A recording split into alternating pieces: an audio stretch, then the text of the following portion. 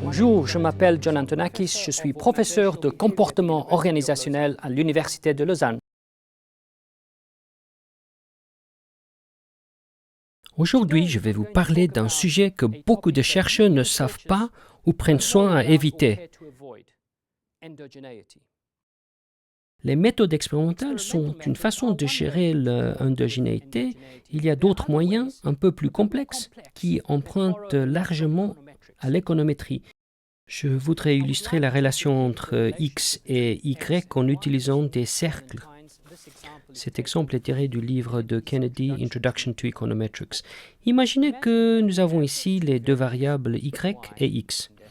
Le chevauchement entre elles et leur intersection est en fait le pourcentage de chevauchement ou de variance qui est partagé entre les deux variables et qui est réellement ce que nous voulons estimer quand nous estimons un modèle ANOVA ou un modèle de régression. Supposons que c'est une pente, le bêta. Bien entendu, Y dépend de X, mais Y dépend d'autres variables que nous n'avons pas mesurées. Je vais juste en ajouter une ici, M. Maintenant, parce que nous avons manipulé X de manière exogène, X ne chevauche pas du tout avec M. X est indépendant de celui-ci ou il lui est orthogonal. Par conséquent, ce que nous estimons en termes de X prédit Y, le coefficient de la pente, est réellement consistant. Par consistant, nous entendons que la pente reflètera la véritable valeur tandis que la taille de l'échantillon augmente. Même avec des expériences, on peut avoir des problèmes d'endogénéité, en fait méconnus de certains chercheurs. J'ai remarqué cela très souvent en psychologie. Parfois, nous mesurons effectivement deux variables dépendantes lors d'une expérience, Y1 et Y2, et nous voulons estimer l'effet causal de Y1 sur Y2 en fonction de X. Ainsi, par exemple, les sujets ont été répartis aléatoirement à un traitement, nous appelons ça X, et ils ont ensuite été mesurés sur Y1 et Y2. Maintenant, supposons que Y1 et Y2 partagent une cause commune, ce qui est possible parce qu'ils ont été mesurés à peu près au même moment. Supposons qu'ils ont été exposés à un certain leader et peut-être qu'ils ont plus ou moins aimé le leader à cause de son apparence physique. Ceci n'a rien à voir avec le traitement qui a été administré. Par conséquent, si l'on tente d'estimer l'effet causal de Y1 sur Y2, il y a un problème d'endogénéité à nouveau entre Y1 et Y2. Et ce problème d'endogénéité doit être reconnu. Par reconnu, on entend que la structure causale des données doit être modélisée correctement, c'est-à-dire que X cause Y1 et Y2, mais il y a une cause commune qui relie les deux variables dépendantes qui doit être modélisée. Cette corrélation entre les deux perturbations doit effectivement être modélisée lors de la procédure d'estimation. Très souvent, les chercheurs ne le font pas.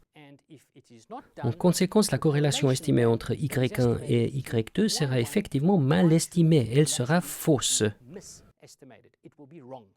La solution à ce problème est très simple. Elle requiert l'utilisation de l'estimateur de double moindre carré ou DMC.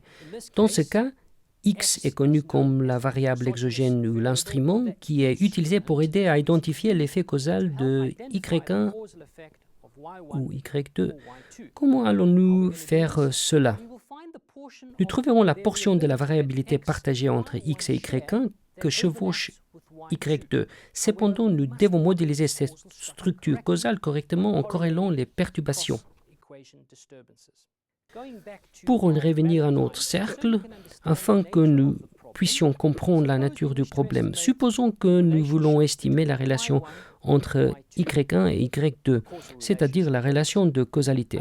Malheureusement, Y1 et Y2 partagent une cause commune qui est Q. Comme vous pouvez le voir, la partie où Q chevauche Y1 et Y2 est celle où se posera le problème de endogénéité. Ceci doit être correctement reconnu dans l'estimateur. Maintenant, si nous avons juste estimé cette relation entre Y1 et Y2, comme vous le verrez, la zone de chevauchement se compose d'un élément vrai, mais il comprend également une composante d'erreur, et c'est là que les trois cercles se chevauchent.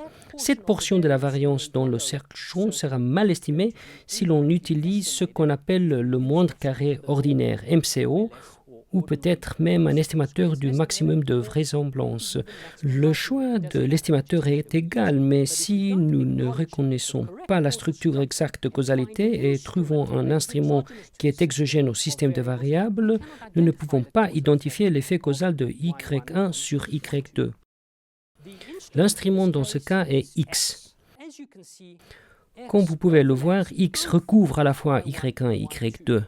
Puisque X est exogène, il ne se chevauche pas du tout avec la cause commune omise, Q, ou toute autre cause, et je ne l'ai pas mis dans le modèle. Nous avons simplement isolé Q pour la démonstration. Alors, l'estimateur va regarder la portion de variance partagée entre X et Y2 dans le but d'estimer la relation entre les deux variables dépendantes. Même s'il utilise une moindre portion de chevauchement de Y1 et Y2, il estimera cette relation de manière consistante. En d'autres termes, le coefficient que nous trouverons sera correctement estimé, même si nous avons utilisé moins d'informations. Cette portion de la variance est ce que j'appelle sur l'image Y1 chapeau. Y1 chapeau est la valeur prédite de Y1 qui est due à X. Cette valeur prédite a une propriété très spéciale. Elle ne se chevauche pas du tout avec Q, comme vous pouvez le voir dans le diagramme. Ceci est en fait l'estimation de doublement de carré ordinaire qui peut être estimée en utilisant l'estimateur de doublement de carré ordinaire ou bien l'estimateur du maximum de vraisemblance. Ce qui est important est de corréler les deux perturbations, les perturbations des variables endogènes bien entendu. Vous devez reconnaître dans l'estimateur que Y1 et Y2 sont endogènes et qu'ils pourraient potentiellement partager une cause commune. La corrélation entre ces deux perturbations, comme je l'indique dans les cercles, est effectivement ce que estime le test Haussmann. Laissez-moi vous montrer comment l'estimer correctement, mais d'abord nous allons commencer par l'estimation incorrecte. Normalement, ce qui se fait dans ces cas est que Y1 est utilisé comme un prédicteur de Y2. Le problème est que Y1 est corrélé avec la perturbation de Y2. En d'autres termes, cette corrélation n'est pas zéro. Bêta 1, la relation entre Y1 et Y2, sera en effet inconsistante dans son estimation, elle ne sera pas correcte. Maintenant, la façon correcte d'évaluer ce modèle est en fait d'utiliser les instruments à prédire Y1 d'abord et ensuite d'utiliser la valeur prédite de Y1 pour prédire Y2. Pour ce faire, nous devons corréler les perturbations des deux équations. En d'autres termes, les perturbations de Y1 et Y2. Ainsi, cette corrélation est appelée psi1. Si cette corrélation psi1 n'est pas nulle et elle est estimée, nous tuerons l'endogénéité. Si la psi1 n'est pas nulle et nous ne l'estimons pas, nous allons avoir un gros problème et ce gros problème, c'est juste comme nous le faisons avant. Si je peux revenir à la figure précédente, c'est comme si nous n'avions jamais utilisé les instruments à prédire Y1 et la valeur prédite de Y1 à prédire Y2. En d'autres termes, tenons constant que la covariance entre les deux perturbations à zéro va donner exactement la même et incohérente estimation comme si nous avions jamais utilisé Z ou Q dans le modèle. Et voilà comment de nombreux chercheurs font tester ces modèles causaux.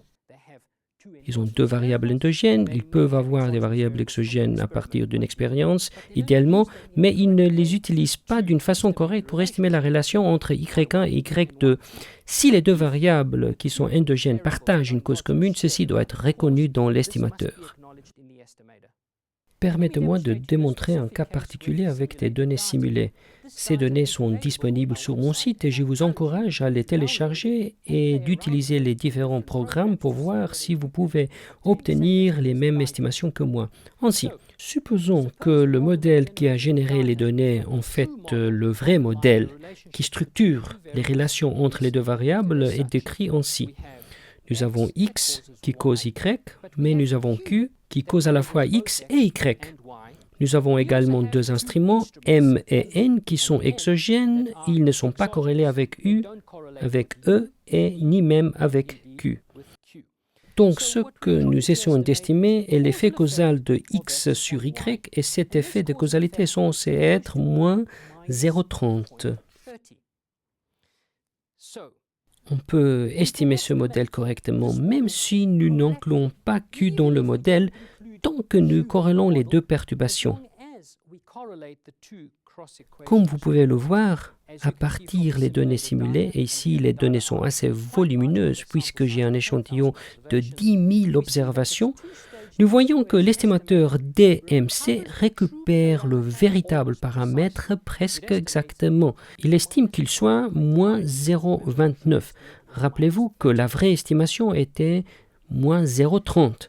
Maintenant, si cela est estimé de manière habituelle, de manière MCO, où cette corrélation n'est pas reconnue, c'est comme si nous estimions deux équations distinctes. Donc, même si vous estimez le système d'équations simultanément, et si vous ne faites pas corréler les perturbations, c'est comme si vous aviez estimé deux équations indépendantes qui les lient avec rien de tout. Dans ce cas, lorsque nous régressons Y sur X, nous obtenons une estimation de 0,03. Rappelez-vous que la vraie estimation était moins 0,30, donc nous sommes très loin du vrai paramètre. Essayez de le faire vous-même. Prenez Y et régressez là sur X. Vous obtiendrez une estimation de 0,03. Ceci est la corrélation observée et celle-ci est complètement fausse. Vous pouvez utiliser tous les outils possibles et les grands programmes des équations structurelles, mais si le modèle d'abord ne comporte pas les variables exogènes requises pour identifier l'effet de X sur Y, vous n'allez pas obtenir des estimations correctes. Deuxième problème, si vous ne reconnaissez pas l'endogénéité entre les deux variables endogènes, vous n'allez pas obtenir des estimations correctes. Maintenant, voici la question. 1 million francs suisses et pour les Américains, c'est en fait 1,2 million de dollars. Où pouvons-nous obtenir des instruments? Dans un modèle expérimental, il est très facile d'obtenir un instrument. C'est là où les variables qui ont été manipulées de manière exogène. Et idéalement, vous aurez plus de variables que vous n'avez de régression endogène, de sorte que vous pouvez estimer ce qu'on appelle une statistique de suridentification si la structure que vous avez dans les données, la structure causale, est en fait valable. Alors, ce que fait cette statistique, en fait, c'est de comparer le modèle que vous avez avec ce qu'elle observe dans les données. Ceci est semblable à comparer un plan d'architecte à la maison construite pour vérifier la ressemblance du modèle avec les données. Ainsi, il nous est bénéfique de disposer d'instruments, d'avoir au moins quelques-uns de plus de ce que nous avons en termes de régresseurs endogènes. Où pouvons-nous obtenir les instruments si nous n'avons pas fait une expérience? Il y a beaucoup de façons créatives de procurer des instruments. Les économistes ont trouvé beaucoup de moyens de le faire quand on veut, par exemple, estimer l'effet des firmes sur la performance ou bien l'effet des variables au niveau national sur la performance du pays. Il peut y avoir des instruments géographiques, des instruments de distance, des vecteurs de malaria ou d'autres façons diverses. En psychologie, par exemple, le QI d'un leader ou n'importe quel effet constant qui est déterminé génétiquement peut servir comme instrument.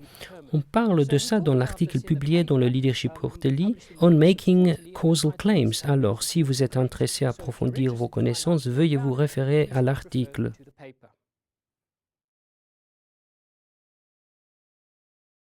Pour résumer, si X n'est pas exogène, sa relation avec Y est suspecte et doit être corrigée en utilisant une sorte de technique corrective pour tuer les endogénéités.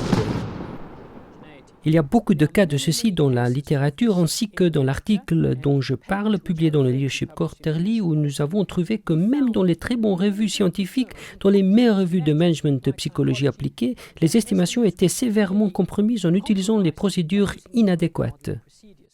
Nous ne pouvons pas régresser Y, la satisfaction des suiveurs ou n'importe quelle variable sur LMX, la qualité des relations entre les subalternes et leurs leaders, puisque l'LMX est endogène. Nous ne pouvons pas utiliser les modèles de régression multiniveau qui analysent les effets aléatoires lorsque les variables au niveau bas pourraient corréler avec les effets fixes. Les effets constants sont une cause omise. On ne peut pas régresser les performances d'une entreprise sur un choix endogène, par exemple en utilisant une certaine stratégie de contrôle ou de ne pas l'utiliser parce lorsque le choix est endogène, il doit être modélisé correctement. Ce qu'a fait James Heckman, qui a remporté le prix Nobel en 2000 dans sa procédure éponyme méthode d'estimation d'Ekman des étapes, il a trouvé un moyen par lequel il pouvait corriger cette endogénéité et reproduire un contrefactuel véritable, tout comme dans une conception expérimentale. Merci d'avoir pris le temps d'écouter ce podcast d'Université de Lausanne. Si vous êtes intéressé à en savoir plus au sujet de l'endogénéité et comment la corriger, veuillez vous référer aux documents suivants. L'article est disponible sur mon site ou si vous le souhaitez, vous pouvez m'envoyer un courriel et je serai très heureux de vous le faire parvenir. En conclusion, assurez-vous de réfléchir à ces effets causaux supposés quand quelqu'un essaie de vous en convaincre. Cette réclamation est-elle faite dans le cadre d'une expérience? Sinon, est-il possible qu'on ait omis des causes qui ne sont pas correctement modélisées? Des instruments étaient-ils utilisés pour assurer que la direction causale de l'effet d'une régression endogène puisse être identifiée sur une variable dépendante? S'il y a une raison de douter, ne pas faire confiance aux résultats de l'étude qui les a publiés. Rappelez-vous, l'endogénéité est comme une maladie. Il doit être piétiné dans chacune de ses formes.